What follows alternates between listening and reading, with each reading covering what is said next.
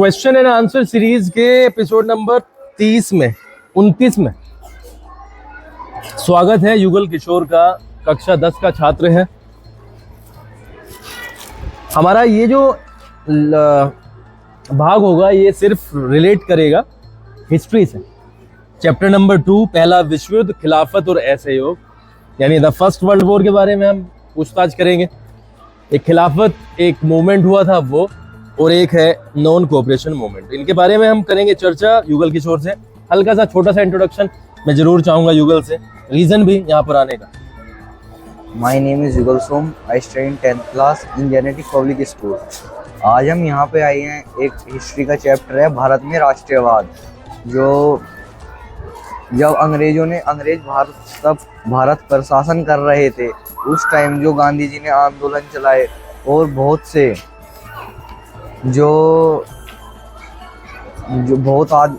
व्यक्तियों ने कंट्रीब्यूशन दिया, उसके बारे में चर्चा करने के लिए।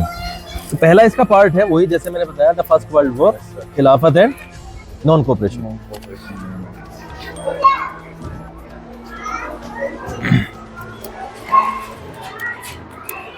गांधी जी कहीं से वापस आए थे। पहले तो मुझे पूछना चाहूंगा कहाँ से वो वापस आए और कब आए। सर साउथ अफ्रीका से वापस आए थे वे जनवरी 1915 में। अच्छा, जनवरी 1915 में आए। भारत कब आजाद हुआ? 1947। 15 में वो वापस आए। यस सर, है ना। एक मेरे सामने एक चीज आ रही है, सत्याग्रह। सत्याग्रह के बारे में कुछ बताओ।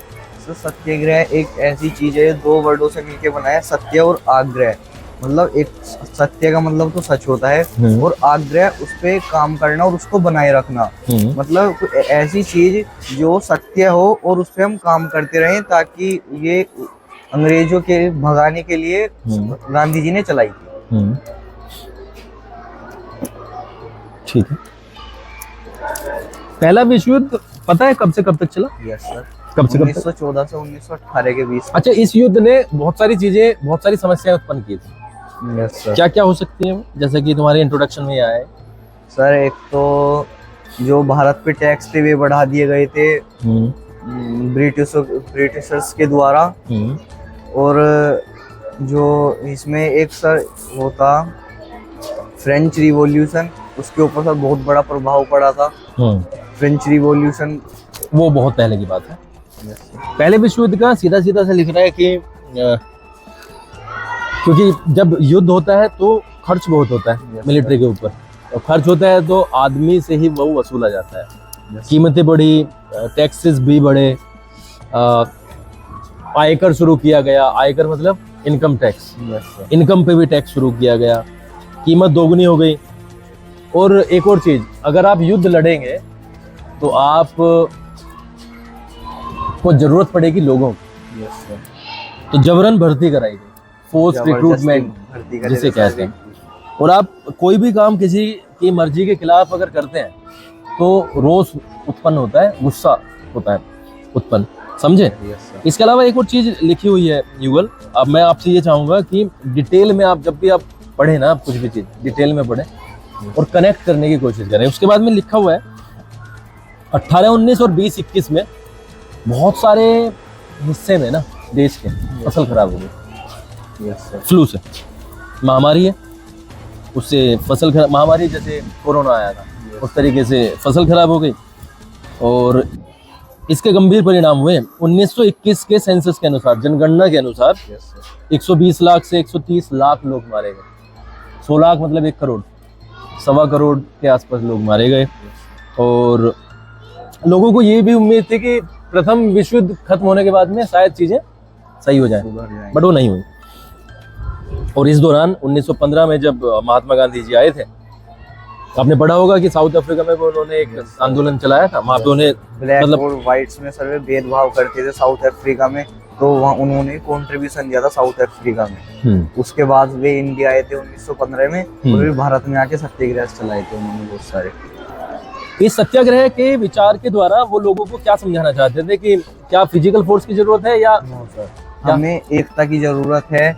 जो हिंदू मुस्लिम है, हमें भेदभाव नहीं करना चाहिए किसी भी जाति में। हमें एकजुट होकर और बिना किसी क्रांति के मतलब बिना लड़ाई करे, हाँ बिना क्रांति तो होनी है लेकिन पीसफुली, बिना लड़ाई करे, हाँ बिना हिंसा की, बिना हिंसा के हमें आंदोलन चलाने हैं। वे चाहे हमारे ऊपर कितने भी अत्याचार करें पर हमें उनका जवाब देना है चुपचाप। मतलब हमें भी अगर जो वे हमें मारेंगे तो हमें उन्हें नहीं मारना है। हाँ। गांधी जी मशहूर है अहिंसा के लिए। अहिंसा के लिए। तो चलो एक स्पेसिफिक क्वेश्चन करता हूँ। गांधी जी साउथ अफ्रीका से आने के बाद में 3 स्पेसिफिक जगह पे गए थे। कहाँ कहाँ पे गए थे सर? एक तो अहमदाबाद में उन्होंने चलाया था। अहमदाबाद गए थे 1918 में। अच्छा यस सर। ठीक है। 1917 में भी गुजरात में एक खेड़ा जिला था, खेड़ा जिला था, उसमें उन्होंने आंदोलन चलाया था किसानों की मदद के लिए। और 1917 में एक आंदोलन और चलाया था सर, बिहार में चंपारण में। ये पूछने का कारण सिर्फ इतना है, स्पेसिफिकली आ जाता है ये क्वेश्चन। Yes sir. क्योंकि युगल एग्जाम में स्पेसिफिक क्वेश्चन या तो नंबर दे के जाएगा या नंबर पूरा का पूरा काट के जाएगा। Yes sir. Long answer type questions में हम कर सकते हैं, उसमें मार्जिन रहता है, नंबर मिलने का चांसेस भी रहता है सर, एक लाइन में बट स्पेसिफिक अगर कोई है, उसने पूछा 1917 में वो कहाँ गए और आपने लिख दिया गुजरात अहमदाबाद, तो फिर वो गलत हो जाएगा। वो कब 18 में गए थे वहाँ पे। Yes sir. तो 17 में वो खेड़ा गए और वहाँ पे 17 में ही वो चंपारण। कुछ रोलेट एक्ट के बारे में यस सर बताओ थोड़ा सा। रोलेट एक्ट ऐसा एक सर ब्रिटिश सर ने चलाया था। उसमें कोई भी अगर जो कोई क्रांतिकारी है जो आंदोलन में सहयोग कर रहा है, उसको वह बिना किसी सर, अगर जो पुलिस किसी को अरेस्ट करती है तो एक लॉ के अंदर करती है, उसके ऊपर कितनी कार्रवाई की जाएगी और उसे कितनी सजा होगी, तो उसमें उन्हें कुछ नहीं पूछते और वे 2 साल के लिए अरेस्ट कर सकते थे सर किसी को भी। यही सर। अच्छा मैं कनेक्ट करने की कोशिश करता हूँ। यस। और तुम्हें भी अगले इंटरव्यूज में भी ये कनेक्ट करने की कोशिश की, क्योंकि अगर हमारे पॉइंट्स कनेक्ट हो जाएंगे तो लोगों को समझने में और हमें समझाने में बड़ी दिक्कत नहीं होगी। रोलेट एक्ट कानून बनाया उन्होंने, वो इसीलिए बनाया क्योंकि सत्याग्रह चलने निकला था, लोग आंदोलन करने लगे थे और उन आंदोलनों को कुचलने के लिए उन्होंने कौन सा एक्ट किया? Rowlatt act. और वो जल्दबाजी में पास कर दिया ताकि इन आंदोलनों को हम दबा सकें। ये था। तो जैसे आपने बताया उनके पास में इस एक्ट से ज्यादा पावर आ जाती थी कि वो बिना मुकदमा चलाए 2 साल की जेल उसे करवा सकते थे, जो कि अन्याय है। मतलब ये तो शोषण ही है एक तरीके का। डेमोक्रेसी में क्या होता है युगल? डेमोक्रेसी में अगर जो किसी ने कुछ गलत किया है तो सर एक लॉ होता है, हर चीज का एक लॉ है, उस लॉ के तहत जो भी उसने सजा की है उसके अकॉर्डिंग उसे सजा दी। फंडामेंटल राइट्स होते हैं डेमोक्रेसी में। Right to speech, right to form and organisation, मतलब आप अपना संगठन बना सकते हो सरकार के खिलाफ या अपना कोई भी, आप सरकार के खिलाफ भी बोल सकते हो। तय कौन करेगा? कोर्ट करेगा। लेकिन सरकार को ये नहीं है कि आप अगर हिंसक हो रहे हो तो बात अलग है, अगर आपने हथियार ही नहीं उठाए और शांति के साथ में आप कहीं पर बैठ करके आंदोलन कर रहे हो, चाहे आप सरकार के खिलाफ ही कर रहे हो, तो you have all the rights to do that. But Rowlatt act ऐसा करने नहीं देता था, उससे सरकार को पावर मिल जाते थे कि जो पॉलिटिकल जो एक्टिविस्ट है ना, जो पॉलिटिकली पकड़े गए हैं, उनको वो 2 साल तक रख सकते थे जेल में। अमृतसर वाला कुछ काम याद है? जलियांवाला बाग। हाँ सर, जलियांवाला बाग। बताओ कुछ जलियांवाला बाग के बारे में। सर एक लॉ निकाला था, मार्शल लॉ सर, जिसके अंदर अगर जो जब आंदोलन हो रहे थे सर, तो बहुत सारे व्यक्ति संगठन बन के सर एक आंदोलन होता है, और उस मार्शल लॉ के अंदर अगर जो कोई 4 आदमी खड़े हैं ना सर कहीं भी, तो उनपे उन्हें मार सकते हैं। तो सर फिर मेला था अमृतसर में जलियांवाला बाग में, तो कुछ बहुत सारे व्यक्ति सर वहाँ पे मेला देखने के लिए आए। बैसाखी का मेला था और बहुत से सर आंदोलन के लिए भी आए थे। और ये भी ध्यान रखना 13 अप्रैल की बात है सर, 13 अप्रैल। तो सर एक जनरल डायर थे ब्रिटिश के, जिन्हें कमांड सौंपी गई थी ये कमर्शियल लॉ के लिए उन्हें डिमांड सौंपी गई थी। सर वे आते हैं, एग्जिट और एंट्री गेट बंद करते हैं। तो सर अंधाधुंध गोली चलाते हैं जो भी व्यक्ति वहाँ पे थे, और वे बहुत सारे व्यक्ति मर जाते हैं सर, सबके सभी। और वहाँ सर एक कुआं है, हाँ तो बहुत से व्यक्ति वे ये चाहते थे हम ब्रिटिशों के द्वारा नहीं मरेंगे, हमें नहीं मरना इनके हाथों, तो वे उसमें खुद के जान दे देते हैं। और सर उसमें बहुत सारे हंड्रेड्स ऑफ पीपल्स गिर के सब खुद ही अच्छा, आत्महत्या, कितना भयंकर होगा ना युगल। जो छोटे छोटे बच्चे, औरतें, सब पे गोली चलाई थी, छोटे बच्चे, बूढ़े लोग। बड़े बूढ़े। तो जलियांवाला बाग का अपने आप में एक बड़ा सिग्निफिकेंस है इंडियन यस हिस्ट्री। सर, ये सब अब भी बहुत ही मतलब बहुत सेंसिटिव सेंसिटिव तरीके का मामला है, और लोग अभी भी जब इसके बारे में सोचते हैं, मेरे अभी भी ना यहाँ से रोंगटे खड़े हो रहे हैं कि yes sir. How can a man do like that. क्योंकि सर उसके बाद फिर उन्होंने ये बोला था, इन्हों अगर जो कोई हमारे खिलाफ जाएगा तो हम ऐसे ही करूंगा। मैं एक दहशत फैलाना चाहता हूँ इंडियंस के अंदर। और सर ओपनली बोला था फिर ऐसे। दो चीजें मैं इसमें क्लियर कर देता हूँ। एक तो डेट्स बहुत इंपॉर्टेंट है, यस सर। 13 अप्रैल की थी। और एक और चीज उन्होंने फिर बाद में ये कहा था कि मैं एक नैतिक प्रभाव डालना चाहता था, जिसे मोरल इम्पैक्ट कहते हैं, ताकि ऐसा कोई भी ना करे। कई बार ऐसा होता है ना कि हम देख लेते हैं एक को सजा मिली है, हल्की सजा है, तो लोग सोचते हैं यार उसको हल्की सजा मिली थी, अगर मैं ये वाला काम करूंगा मैं भी ऐसे ही छूट जाऊंगा। Yes sir. उनका यही था कि एक नैतिक प्रभाव पड़े पूरी की पूरी जनता पे, कि अगर आपने इस तरीके के कारनामे करने की कोशिश की तो आपका भी हश्र यही होगा। उसका जनरल डायर का ये एक मैसेज था लोगों के लिए। ठीक है। सत्याग्रहियों के साथ में बहुत गंदे गंदे व्यवहार हुए। वो क्या कहते हैं, जैसे कुछ आइडिया हो?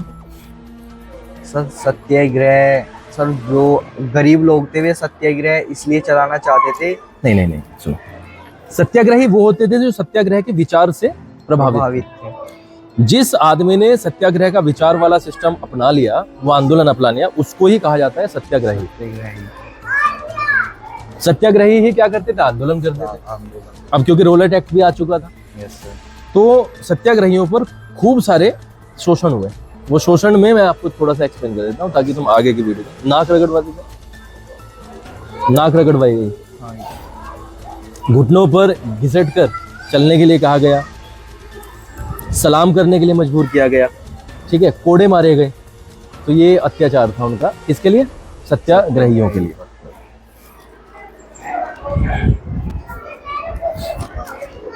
अब इस आंदोलन को वापस लेना पड़ा गांधी जी को। क्या कारण था?